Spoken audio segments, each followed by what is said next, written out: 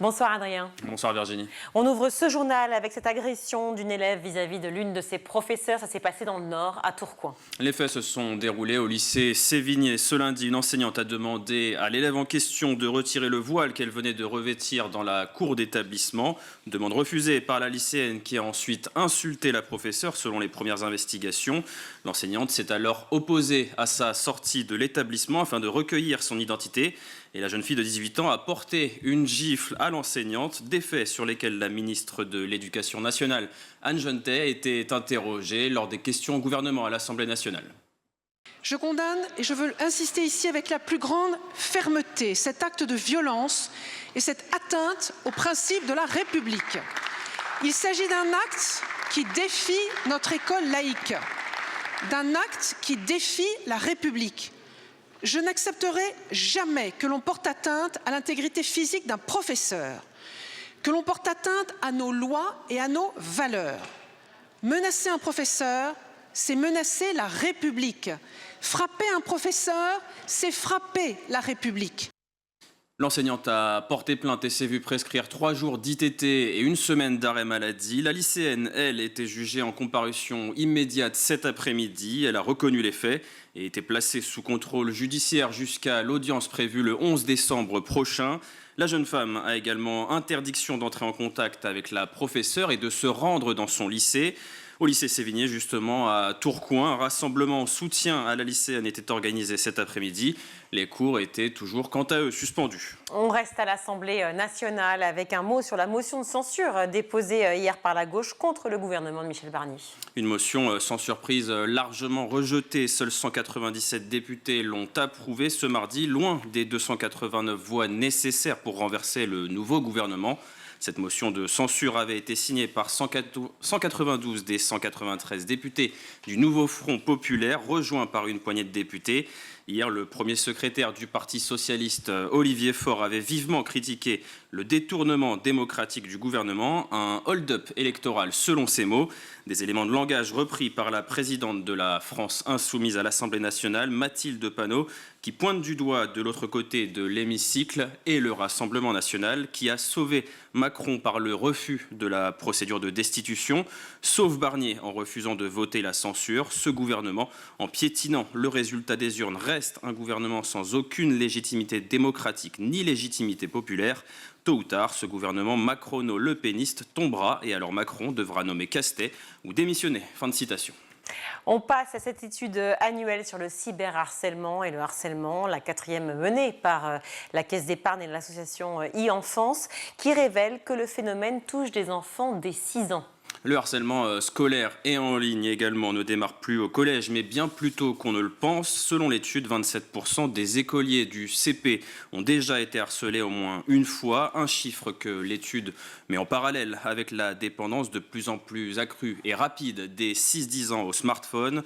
22% des élèves de primaire ne pourraient déjà plus se passer de leur téléphone au bout d'une heure.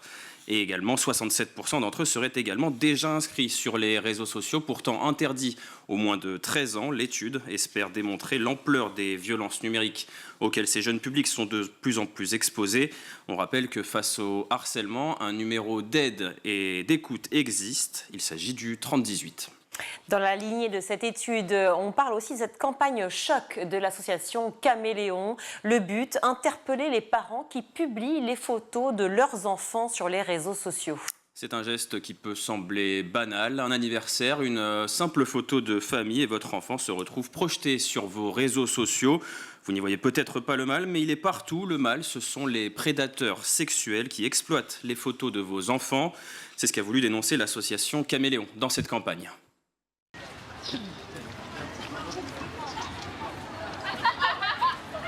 Bonjour. Tenez, je vous donne une photo de ma fille, elle s'appelle Lia. Ok. Et celle-là, je vous la donne. Ok, bah Voilà. si vous voulez. Tenez, je vous donne une photo de ma fille parce que je trouve qu'elle est trop mignonne. Elle devrait être mannequin, c'est vrai, hein? Oui. Elle va à la gym, pas très loin, tous les mercredis à 17h. Elle adore que je la prenne en photo. Bah, elle a 6 ans, alors elle est d'accord, bien sûr. On n'habite pas très loin dans la rue. Ça, c'était son premier jour d'école. Ça, c'est à la gym, parce qu'elle va à la gym juste à côté tous les mercredis à 17h. Ça, c'est notre dernière vacances aux Canaries. Bah, ça, c'est quand elle a fait son entrée en CP, parce qu'elle va à l'école juste à côté. Vous savez, c'est l'école qui est juste au coin, là. Vous voyez où elle est, l'école? L'avenue Victor Hugo? Là, elle fait du sport. En fait, elle va à la gym tous les mercredis à 17h. D'accord. Et elle adore ça. Ah bah, je peux vous en donner plusieurs, hein, vous pouvez les prendre. Hein. Allez-y, hop, bah allez-y, hein, je vous les donne.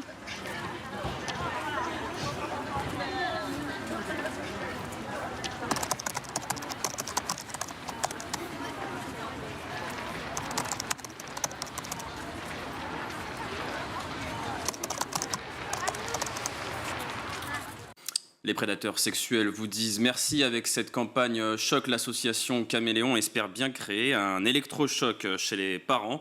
Écoutez ce qu'en disait sa directrice adjointe Violaine Montmarché sur Europe 1.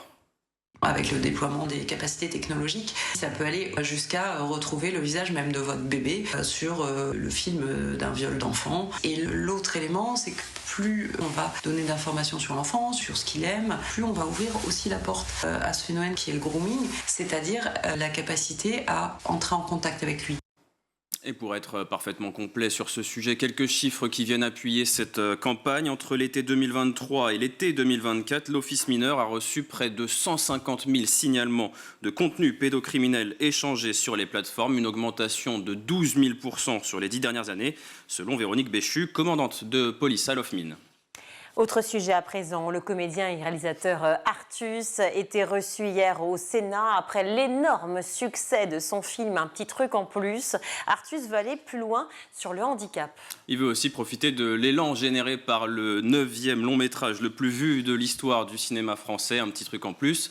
C'est 10,7 millions de téléspectateurs et des petites idées justement derrière la tête d'Artus. L'humoriste de 37 ans a annoncé sa volonté de créer des centres de vacances inclusives pour les personnes en situation de handicap.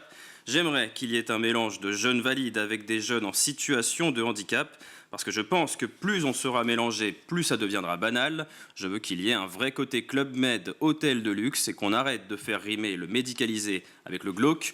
La mission était déjà réussie avec son film, encore et toujours diffusé dans quelques salles, si vous ne l'avez toujours pas vu, Virginie. On termine avec notre série de la semaine, la remise des Nobel qui se poursuit. Aujourd'hui, c'était au tour de la chimie d'être récompensée. Et ce sont les Américains David Baker et John Jumper, ainsi que le Britannique Demis Hassabis, qui sont les heureux lauréats 2024 pour leur recherche sur les structures de protéines.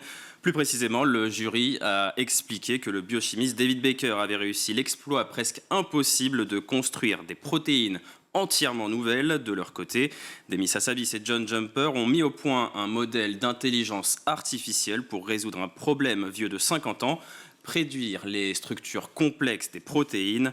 Et pour les Nobel 2024, le chèque qui accompagne le prix est de 11 millions de couronnes, soit 920 000 € à partager en cas de multiples gagnants, de quoi faire avancer un peu plus la médecine. Merci beaucoup Adrien.